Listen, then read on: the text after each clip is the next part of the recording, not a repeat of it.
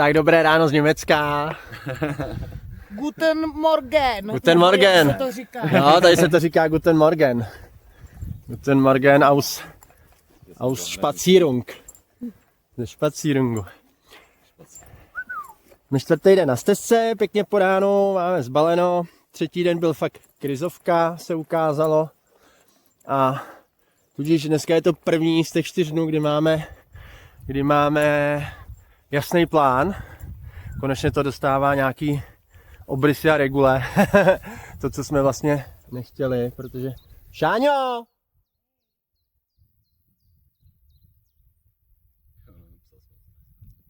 No jo, pes nemá pás, tak... Nemůže. Nejde. Já asi nějakou mňamku. Ona k těm Němcům nechce. Ona je Češiše hundé. Český pes. Češiše turistiše hundé. Přebíhá rychle hranice. Takže jsme se dneska rozhodli, že půjdeme do Českého Jiřetína, odkud nám pojede autobus do Litvínova a pak pojedeme domů. Končíme, protože druhá noc, kdy odešla druhá karimatka, my jsme je přechválili, ty karimatky asi minule, jsme je měli asi rok a byli jsme moc spokojení. Včera jsme si jeli do Litvínova na nákup pro jednu další. Tam mi teda úplně moc jako nevyhovuje. S tou původní jsem byl spokojenější. No dneska bychom museli pro další, ale přidali se k tomu nějaký další věci. A tak jsme se prostě rozhodli takhle. Takže se jdem podívat ještě tady do Německa na takovou jednu německou útulničku. Jak to mají Němčouři, mají všecko lepší, tak Deutschland uvidíme. House. Deutschland House, ano. No a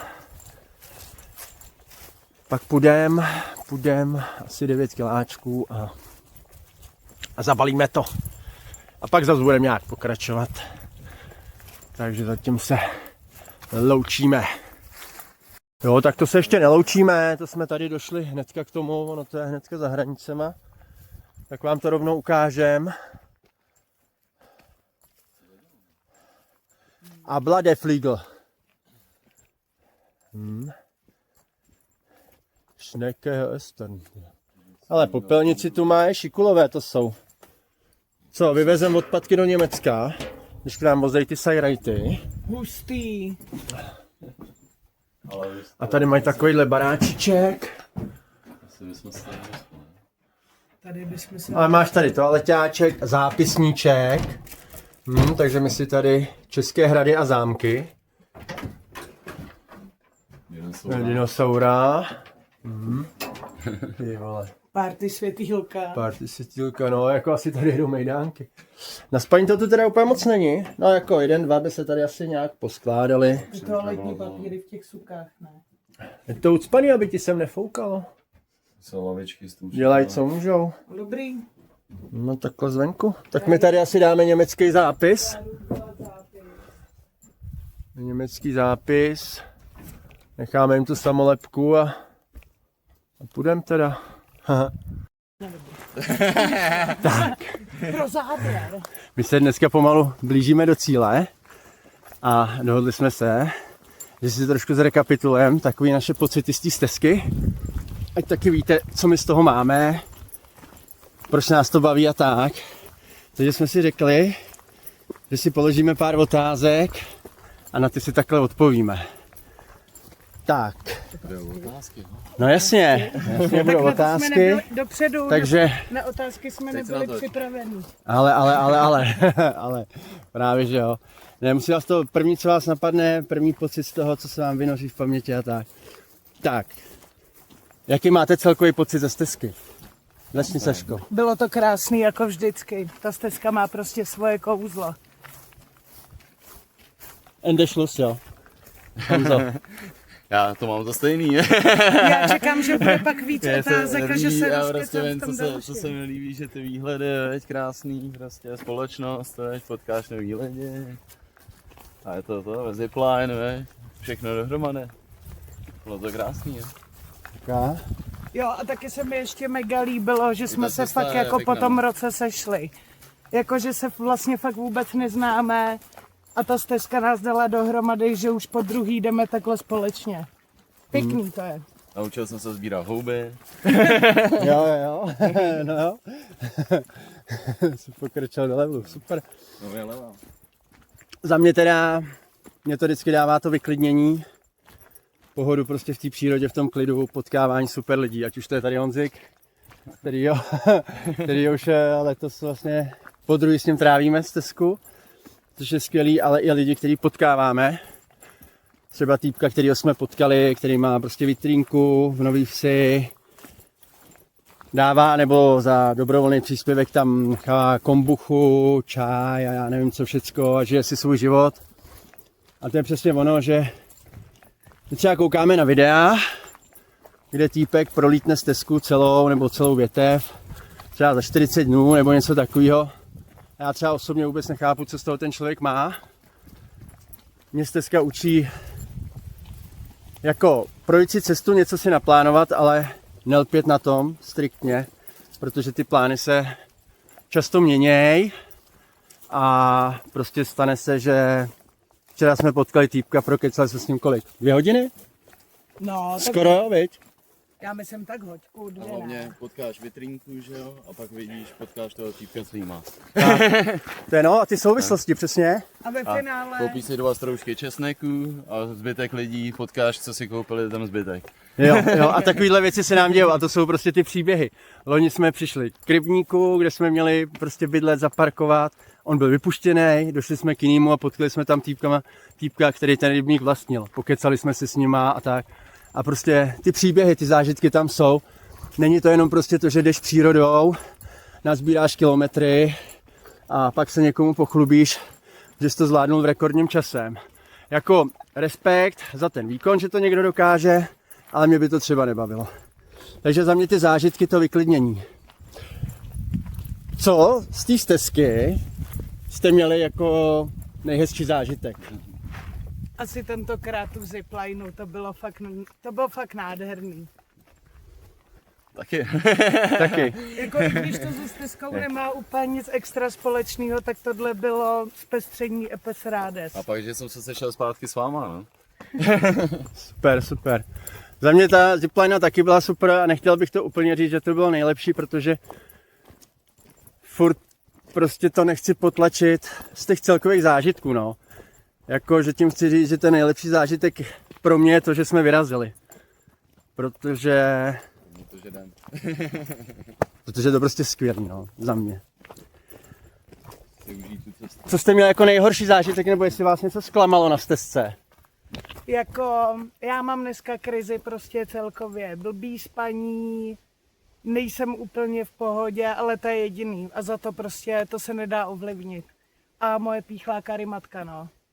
Což prostě občas se stane, natáčeli jsme na ní recenzi, zase tak dobrý asi nebudou, když nám během 2 dnů odešly obě 2. Ale zase jsme je používali rok, viď? A jdete se mnou, takže to bylo jasný. No, No. Černý Petr. On je takový náš karimatkový rarášek. No a dobře, takže to bylo tak špatně, že na to sereš, jo? Příště nejdeš? Ne, jdu, jasně, že jdu. Za měsíc jsme tady zpátky, blázne. Super. Blázne. Skvělý. Co ty, Honzo, co bylo nejhorší pro tebe na stezce? No. Ten spacák, no.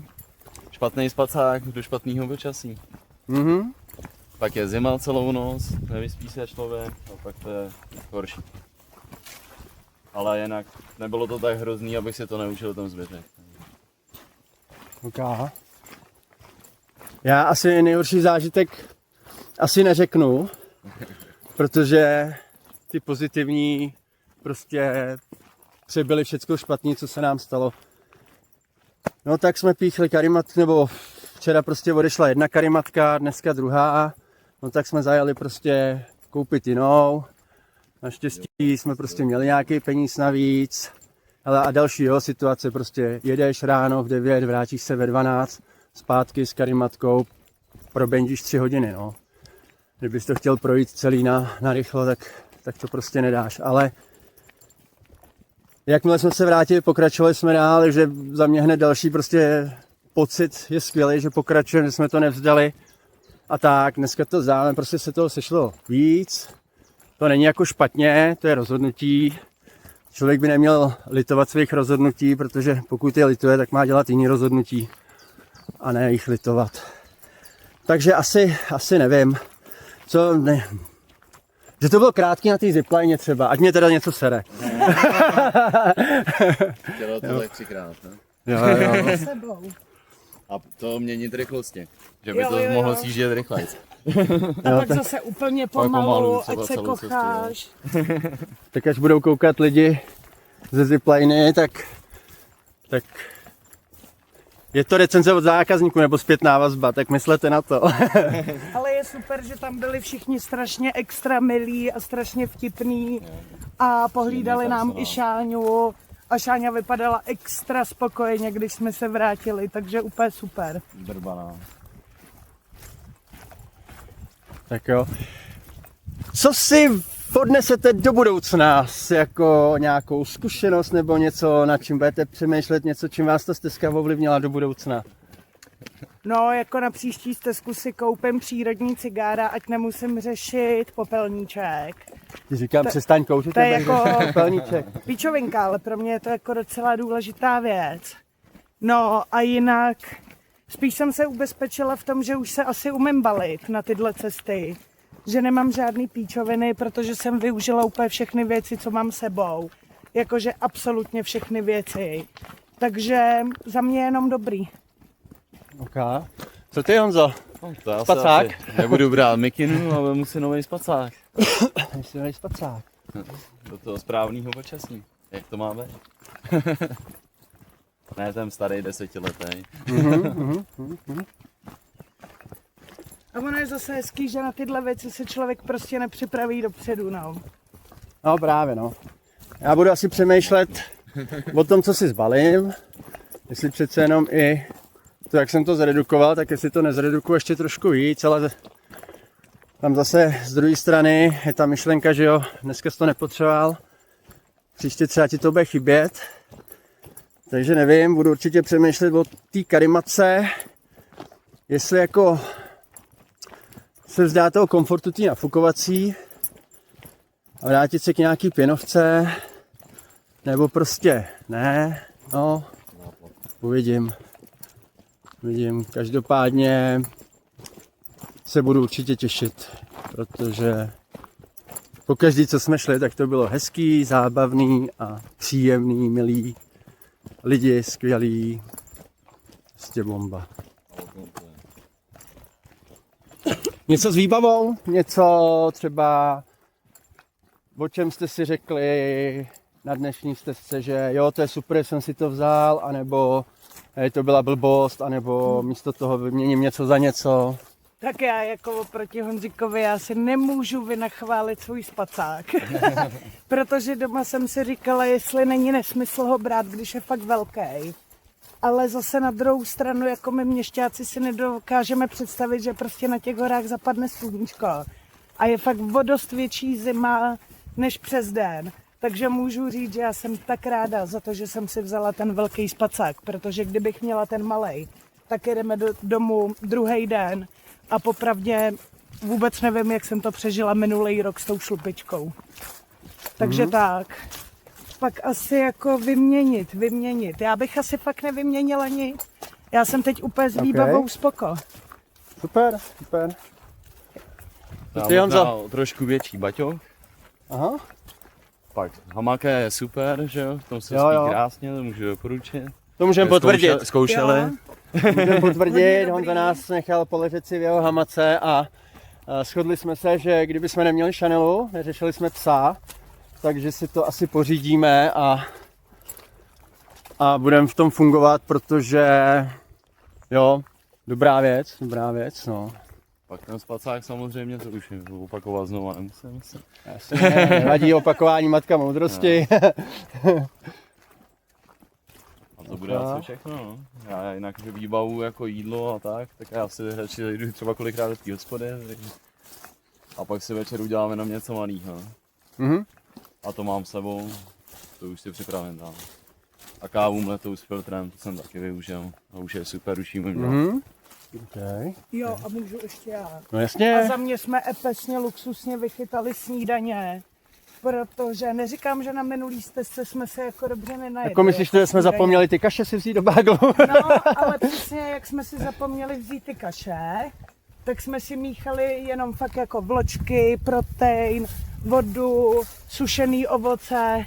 Hlavně A za čerstvý mě- ovoce jsme si nazbírali. A čerstvý Hlavně ovoce čerstvý. jsme sbírali do těch kaší. A za mě je to mňám, jako je to lepší Ale než, červená, tady, nahoru.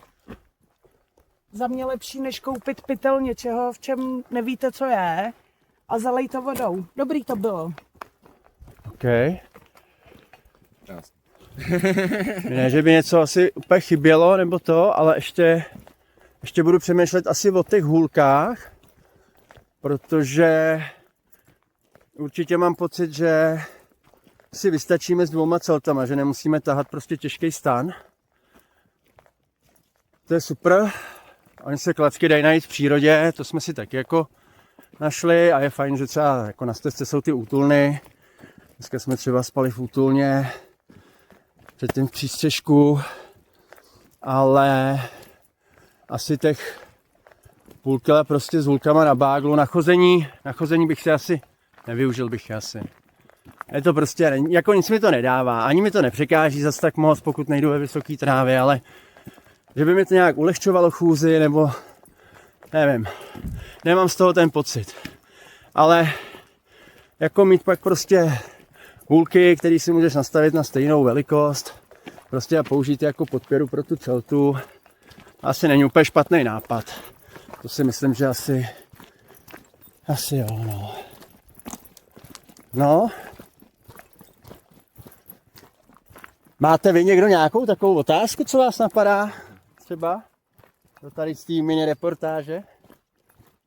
Jako zakázali jste mi mluvit o kakání a tak, takže nemám. A Saška by chtěla mluvit o hovně, dobře. Ne, já bych chtěla říct ještě něco, jako, protože já jsem třeba strašně ráda za to ještě poslední, že s náma může jít Šáňa a že si to pořád ještě užívá, protože není už úplně štěňátko a má to taky ráda. Super. A pořád hezky ťape. A já, jak jsem mluvil o tom, že nechci vypichovat tu ziplineu, že těch pozitivních věcí a taky jako víc, tak asi bych i mám radost z toho, že jsme takhle šli vlastně ve 3, protože jdeme jako 4 dny a každou chvíli se něčemu hyhňáme, což je taky příjemný.